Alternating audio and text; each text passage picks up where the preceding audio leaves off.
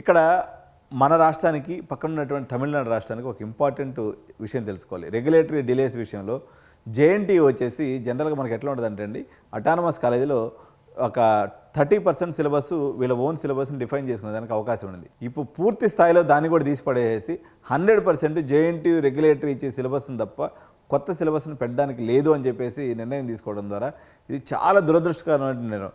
వేరే తమిళనాడులో ఏ కాలేజీలో అన్నా యూనివర్సిటీ కాలేజెస్ తీసుకున్నా కాలేజీలకి పూర్తి స్థాయి స్వేచ్ఛ ఉంది. వాళ్ళకి నచ్చినటువంటి సిలబస్ని పెట్టి రన్ చేసుకోవచ్చు. అందువల్ల వాళ్ళకి చాలా నిత్య నూతనమైనటువంటి ఇండస్ట్రీ రెలవెంట్ కోర్సెస్ అయితే రావడం జరిగింది. ఇప్పుడు ఉదాహరణకి సిబిఐటి, వాసవి, విఎన్ఆర్, జేఎన్టీయూ లేకపోతే టాప్ 5 కాలేజీలో చేరేటువంటి విద్యార్థుల యొక్క టెక్నికల్ నీడ్స్ లేకపోతే వాళ్ళకి అవసరమైనటువంటి ఎలెక్టివ్స్ యొక్క నీడ్స్ సపరేట్గా ఉంటుంది. చివరి కాలేజీ అయినటువంటి వాసాలి ఇంజనీరింగ్ కాలేజో లేకపోతే టైర్ 4 ఇంజనీరింగ్ కాలేజెస్ ఏదైతే ఉంటుందో ఎగ్జాంపుల్గా టీకేఆర్ ఇంజనీరింగ్ కాలేజ్ ఇట్లాంటి చివర అడుగు కాలేజెస్లో మనము అక్కడ అంత నిష్ స్టూడెంట్స్ రారు.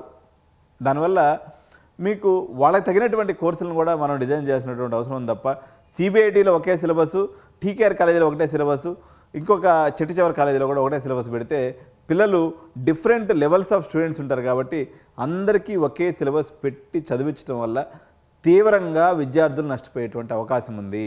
వాళ్ళు ఇండస్ట్రీ రెడీకి కాకపోగా దేశానికి అతిపెద్ద అవరోధంగా ఇది మారేటువంటి అవకాశం ఉందని చెప్పేసి ఎవరైతే ఇంటెలిజెన్స్ పీపుల్, ఇంటెలెక్చువల్ ఛానల్ చూస్తున్నారో వాళ్ళందరికీ కూడా నేను సవినయంగా మనం చేస్తూ ఉన్నాను అనమాట. సో న్యూ కోర్సెస్ ఇంట్రడ్యూస్ చేసేటప్పుడు కాలేజ్ ఉదాహరణకి సిఎస్సి ఐఓటీ ఎంత బ్యూటిఫుల్ కోర్స్ అండి. ఇది హడావిడిగా తీసుకొచ్చారు, మొత్తం క్లోజ్ చేసి పడేశారు. రాబోయే కాలంలో కోటాను కోట్ల ఉద్యోగాలు సిఎస్సి ఐఓటీ మీద వచ్చేటువంటి అవకాశం ఉంది. సో ఆ కోర్సుని ఎవరు కూడా తీసుకురానటువంటి పరిస్థితి చెప్పారు. ఇప్పుడు సిబిఐటి కానీ, విఎన్ఆర్ కానీ లేకపోతే సివిఆర్ ఇంజనీరింగ్ కాలేజీ ముగ్గురైతే ఈసీఈలో విఎల్ఎస్ఏ లాంటి కోర్సుని తీసుకొని వచ్చారు. సో సంతోషం.